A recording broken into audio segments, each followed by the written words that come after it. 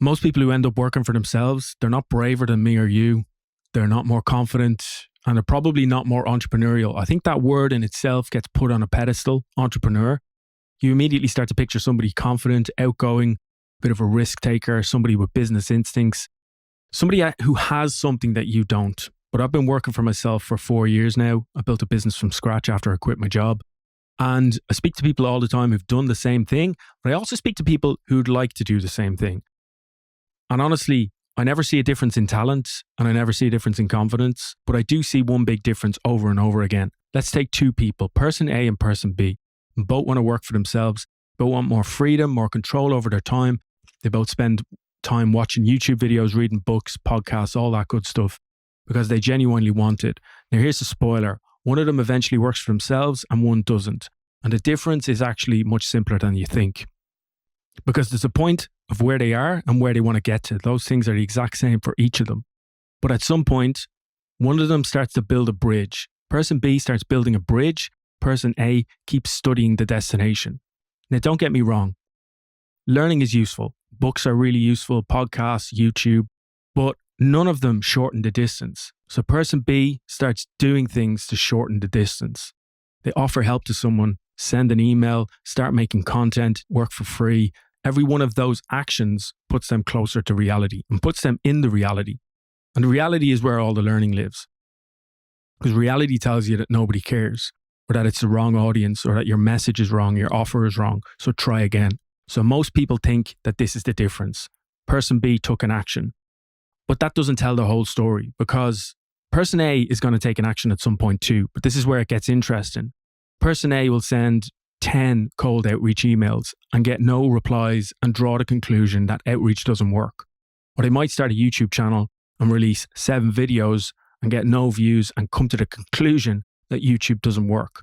They might start a podcast, 5 episodes, no listeners. Again, conclusion, podcasting doesn't work. This is what I call lottery ticket thinking. So a small amount of actions in the hope for one massive outcome. So person B treats action differently. Person B makes deposits. And a deposit doesn't need to change your life today. It just needs to move you forward to where you want to get to. It just needs to teach you something. And then you do it again and again and again. So instead of sending 8 to 10 proposals, person B is sending 50 to 100 proposals. They're publishing 50 to 100 videos on YouTube or 50 to 100 blogs, whatever it might be. They're doing things repeatedly and repeatedly and repeatedly. And not because they're more motivated and not because they're more entrepreneurial, but because they're asking a different question. While person A is asking, did this work? Person B asks, did this teach me something? And that difference sounds very small, but it's actually enormous. One person treats action as a test and the other treats it as a teacher. I've seen this with people I speak to. They'll ask me how I got to the point where I could quit my job and start my own business. And I will say how I started is Upwork. And I'll tell them a little bit about that. So then they'll go, okay, Upwork, and they'll go and try that. And then they'll come back like 3 to 4 weeks later and say, oh, I tried Upwork and it didn't work. And I'll ask, how many proposals did you send? And they'll say like 15. And the truth of it is, what I did was send 50 to 100 proposals before I even got a response. And then when I was getting responses, they weren't hiring me.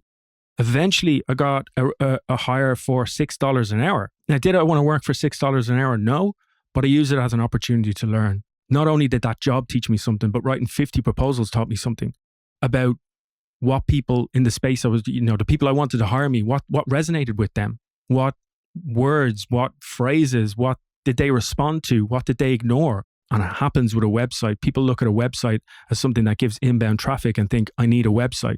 But the website is never the thing. It's usually the content you're creating on the website. So I was creating blogs, again, 50 to 100 blogs. And it was only after writing all these blogs that I could start to learn the questions people were asking, the problems that they cared about, because some of the blogs started to appear on Google searches. And then that starts to create traffic. So if you go back to person A, I might suggest to person A, write a blog 50 to 100 times. And what people are doing now is going, okay, I'll do the blog, but I'll get AI to write it for me. And in that sense, again, you're outsourcing the lesson because the writing is the lesson. The thinking is the lesson. So if you're trying to skip it, I think it becomes much more difficult to actually get there, to actually build that bridge from where you are and where you want to be. So I think when it comes to taking action, which is so, so important, if you want to get to your destination, you have to ask two things.